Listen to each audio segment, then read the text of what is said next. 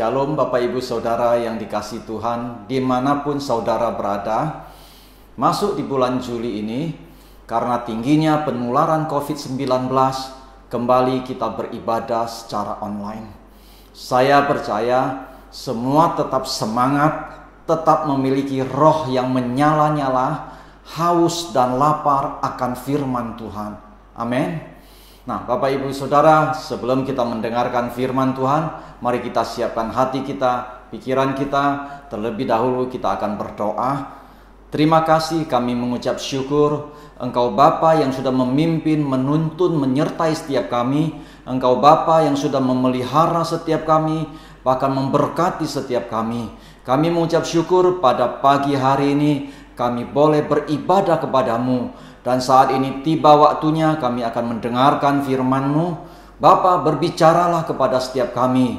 Bapa, berfirmanlah kepada setiap kami.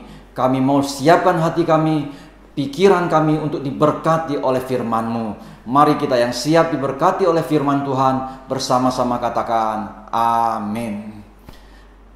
Bapak Ibu Saudara yang dikasihi Tuhan, tuntunan Tuhan untuk gereja kita di bulan Juli ini adalah tentang penolong. Sekali lagi, penolong.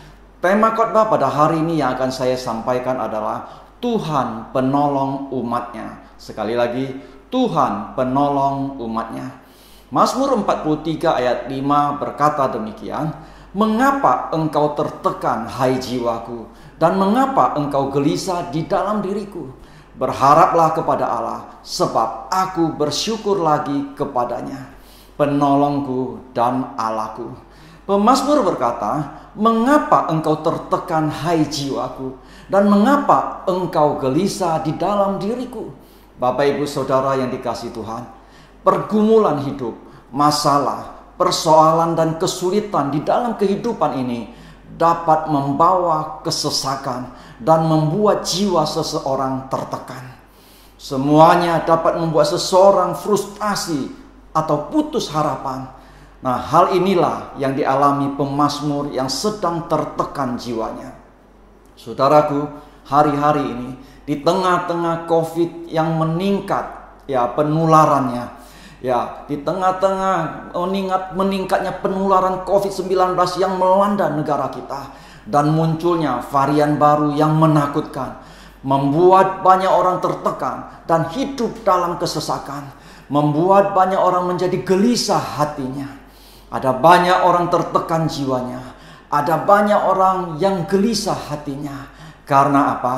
Karena faktor keuangan menjadi menurun, penghasilan semakin sedikit, bahkan ada yang kehilangan penghasilan, pekerjaan menjadi tidak jelas, usaha juga semakin menurun. Belum lagi kalau ada anggota keluarga yang terpapar COVID-19. Saudaraku, hari-hari ini apakah saudara merasa tertekan jiwanya? Dan apakah saudara gelisah hatinya? Kesesakan akan selalu ada pada manusia. Selama manusia hidup, manusia pasti akan mengalami kesesakan. Saudara, kesesakan seharusnya tidak menjadi masalah bagi umat Tuhan, bagi setiap kita anak-anak Tuhan. Tuhan berjanji kepada umatnya, pada saat dalam kesesakan, maka Tuhan akan menjadi penolong kita. Amin. Nah, saudara yang dikasihi Tuhan, Mazmur 121 ayat pertama sampai ayat kedua berkata demikian, "Aku melayangkan mataku ke gunung-gunung. Dari manakah akan datang pertolonganku? Pertolonganku ialah dari Tuhan yang menjadikan langit dan bumi." Saudara, sesungguhnya Tuhan adalah pertolongan setiap kita. Amin. Saudara, hari ini kita akan sama-sama belajar 3 langkah yang dapat membantu kita memperoleh pertolongan dari Tuhan. Yang pertama, langkah pertama untuk memperoleh pertolongan dari Tuhan. Yang pertama, berharaplah kepada Tuhan. Berharap berarti percaya penuh kepada Allah, percaya penuh kepada Tuhan, percaya dengan sungguh-sungguh. Ada banyak orang berkata, "Aku percaya kepada Tuhan." Tetapi ketika ia tertekan, ya, untuk sekedar melupakan tekanan jiwanya, untuk sekedar melupakan kesesakannya, mereka pergi mencari pertolongan manusia. Dan mereka masih pergi mencari peramal-peramal atau paranormal. Kalau kita perhatikan Yeremia 17 ayat 5 sampai ayat yang ke-6, beginilah firman Tuhan. Terkutuklah orang yang mengandalkan manusia, yang mengandalkan kekuatannya sendiri, dan yang hatinya menjauh daripada Tuhan. Ia akan seperti semak bulus di padang belantara. Ia tidak akan mengalami datangnya keadaan baik. Ia akan tinggal di tanah angus, di padang gurun, di negeri padang asin yang tidak berpenduduk. Nah, Bapak Ibu Saudara yang dikasihi Tuhan, sebagai pengikut Kristus, kita harusnya jangan mencari jalan keluar seperti itu. Jalan keluar yang disediakan Tuhan ialah berharaplah selalu kepadanya. Berharaplah selalu kepadanya. Amin. Saudara, di tengah masa-masa sukar, ketika keadaan dan situasi tidak bisa kita pahami, ketika keadaan dan situasi tidak dapat dimengerti, maka kita harus terfokus hanya kepada Tuhan. Kita harus memandang kepada Tuhan daripada mata kita tertuju kepada persoalan dan kesulitan. Berharap, percaya kepada Tuhan sepenuhnya, maka Ia akan membebaskan kita dari segala tekanan. Ia akan melepaskan kita dari segala kesesakan. Dan percayalah, Ia akan memberkati setiap kita. Amin. Nah, Yeremia 17 ayat 7 sampai 8 berkata demikian. Diberkatilah orang yang mengandalkan Tuhan, yang menaruh harapannya kepada Tuhan. Ia akan seperti pohon yang ditanam di tepi air, yang merambatkan akar-akarnya ke tepi batang air, dan yang tidak mengalami datangnya panas terik, yang daunnya tetap hijau, yang tidak khawatir dalam tahun kering, yang tidak berhenti menghasilkan buah. Berkat pertolongan Tuhan akan mengikuti setiap orang yang menaruh harapannya kepada Tuhan. Amin.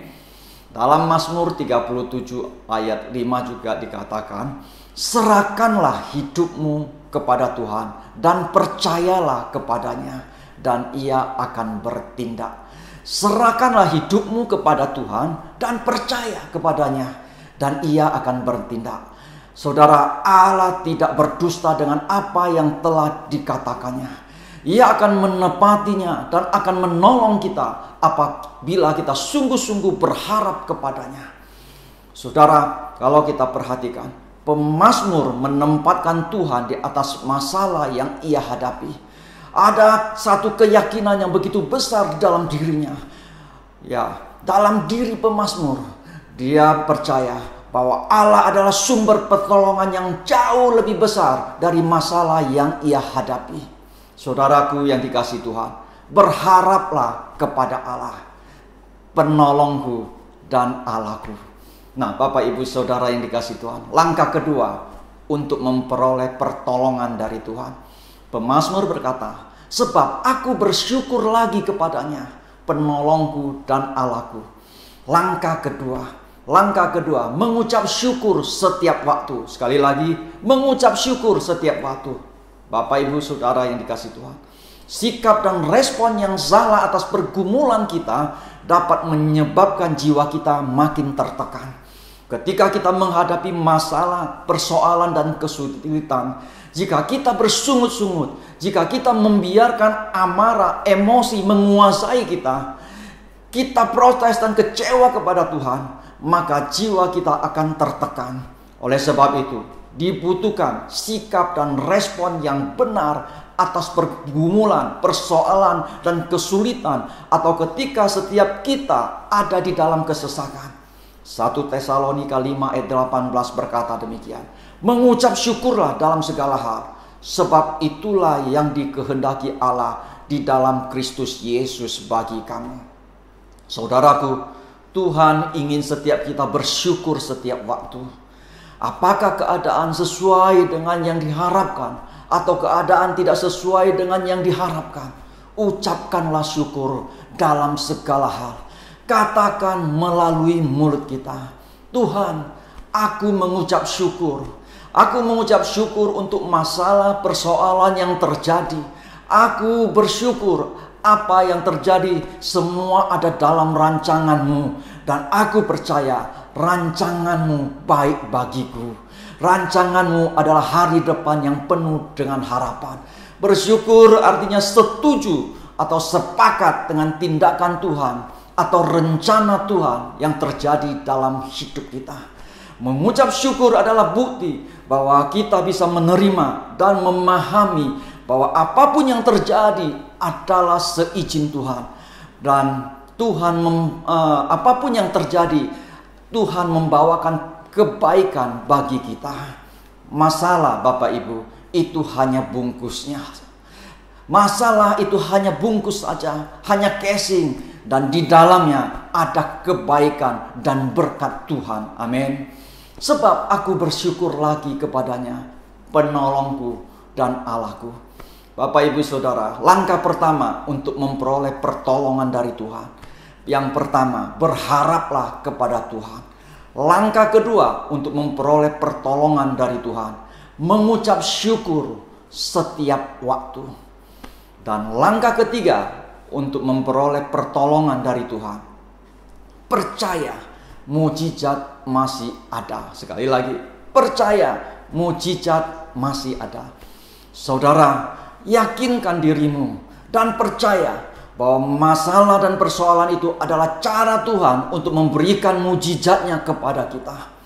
Apapun masalah dan persoalan yang sedang kita alami, percayalah bahwa di dalamnya pekerjaan Allah yang akan dinyatakan dalam hidup kita. Amin. Roma 4 ayat 18 sampai 19 berkata demikian. Sebab sekalipun tidak ada dasar untuk berharap, namun Abraham berharap juga dan percaya bahwa ia akan menjadi bapa banyak bangsa menurut yang telah difirmankan. Demikianlah banyaknya nanti keturunanmu. Imannya tidak menjadi lemah, walaupun ia mengetahui bahwa tubuhnya sudah sangat lemah karena usianya telah kira-kira 100 tahun dan bahwa rahim Sarah telah tertutup. Nah, Bapak Ibu Saudara yang dikasihi Tuhan, Abraham sekalipun tidak ada dasar untuk berharap, kalau kita perhatikan, namun ya kepercayaannya tidak menjadi lemah. Ia tetap percaya bahwa Allah sanggup melakukan mujizat atas dirinya. Saudaraku, saya mau sampaikan kepada setiap kita, penuhi hati kita dengan janji firman Tuhan. Janji firman Tuhan yang merupakan kepastian dan jawaban dalam hidup kita. Tuhan sanggup menolong dan melakukan mujizat bagi kita. Mujizat masih ada. Buat apa jiwa kita tertekan? Percaya saja pada firman Tuhan, maka Tuhan Yesus akan melakukan perkara ajaib di tengah persoalan kita. Saudaraku, jika hari-hari ini jiwamu tertekan, jika hari-hari ini engkau dalam kesesakan, ada banyak masalah persoalan menghimpit kehidupanmu, Tuhan adalah penolong setiap kita. Sekali lagi, Tuhan adalah penolong setiap kita. 3 langkah untuk memperoleh pertolongan dari Tuhan. Pertama, berharaplah kepada Tuhan. Kedua, mengucap syukur setiap waktu. Dan yang ketiga, percayalah bahwa mujizat itu masih ada bagi setiap kita. Amin. Bapak Ibu Saudara yang dikasihi Tuhan, demikianlah firman Tuhan pada pagi hari ini. Mari kita siapkan hati kita. Pada hari ini kita akan masuk di dalam perjamuan kudus. Perjamuan kudus dilakukan setiap kali untuk meneguhkan persekutuan kita dengan Tuhan dan satu dengan yang lain. Melalui perjamuan kudus, kembali kita diingatkan akan kasih Tuhan yang begitu besar, di mana Tuhan Yesus sudah rela mati di atas kayu salib. Dia rela mati di atas kayu salib di Bukit Golgota untuk menebus dosa dan pelanggaran kita. Bapak Ibu Saudara yang dikasihi Tuhan, sebelum kita masuk di dalam perjamuan kudus, mari kita introspeksi diri kita masing-masing. Mari kita periksa hidup kita. Apakah hari-hari yang telah kita lalui, kita hidup sesuai dengan firman Tuhan? Apakah hari-hari yang kita lalui, kita hidup sesuai dengan kehendak Tuhan? Atau mungkin kita hidup tidak sesuai dengan firman Tuhan. Kita melanggar firman Tuhan. Kita hidup tidak sesuai dengan kehendak Tuhan. Mungkin melalui perkataan kita, mungkin melalui perbuatan kita yang tidak berkenan kepada Tuhan. Saat ini mari ambil waktu, datang kepada Tuhan, minta ampun kepada Tuhan, supaya setiap kita dilayakkan dan kita boleh masuk di dalam perjamuan kudus bersama Tuhan. Mari ambil waktu, berdoa kepada Tuhan, minta ampun kepada Tuhan. Oh haleluya. Terima kasih Bapa. Terima kasih. Ampuni setiap kami Bapa. Ampuni setiap dosa dan pelanggaran kami. Kami datang memohon ampun kepadamu, supaya kami layak masuk di dalam perjamuan kudus bersama Engkau. Terima kasih Bapa, kami percaya Engkau sudah mengampuni setiap kami. Engkau sudah melayakkan setiap kami untuk masuk di dalam perjamuan kudus bersama Engkau. Bapak Ibu Saudara yang dikasihi Tuhan, mari kita siapkan hati kita masuk di dalam perjamuan kudus. Sebab apa yang telah aku teruskan kepadamu, telah aku terima dari Tuhan, yaitu Tuhan Yesus pada malam waktu Ia diserahkan mengambil roti. Mari kita angkat roti yang ada di tangan kanan kita tinggi-tinggi. Sesudah itu Ia mengucap syukur atasnya. Ia memecah-mecahkannya dan berkata, "Inilah tubuhku yang diserahkan bagi kamu. Perbuatlah ini menjadi peringatan akan aku." Kekasih-kekasih Tuhan, bukankah roti yang kita pecah-pecahkan adalah persekutuan dengan tubuh Kristus? Amin. Mari kita makan bersama-sama dalam nama Tuhan Yesus Kristus.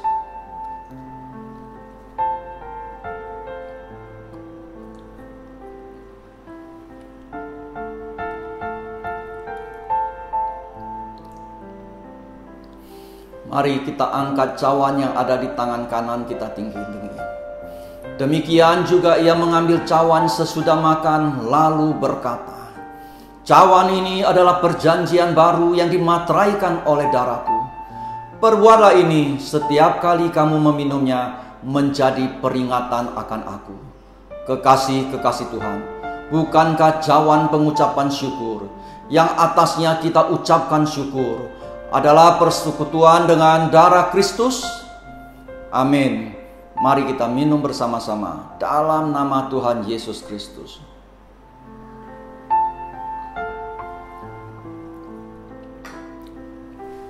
Mengucap syukur kepada Tuhan, mengucap syukur atas kebaikannya. Terima kasih Tuhan, kami mengucap syukur atas kasih-Mu Yesus. Kami mengucap syukur atas kebaikan-Mu.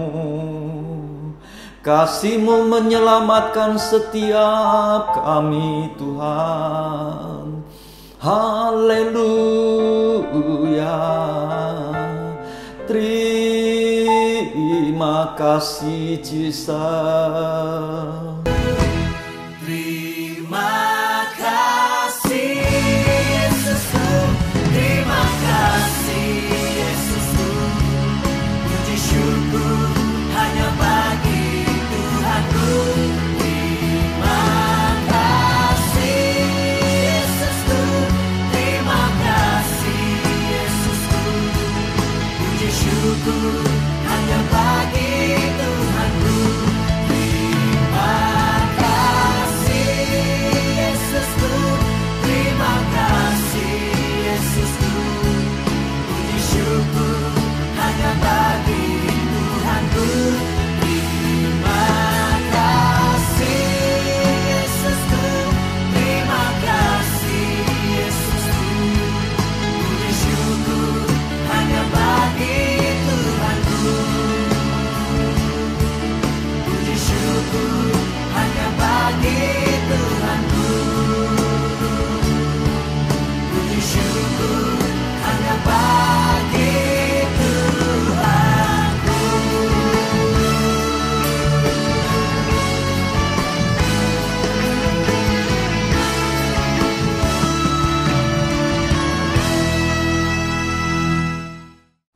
Terima kasih, kami mengucap syukur Bapa atas firman-Mu yang sudah Engkau sampaikan kepada setiap kami.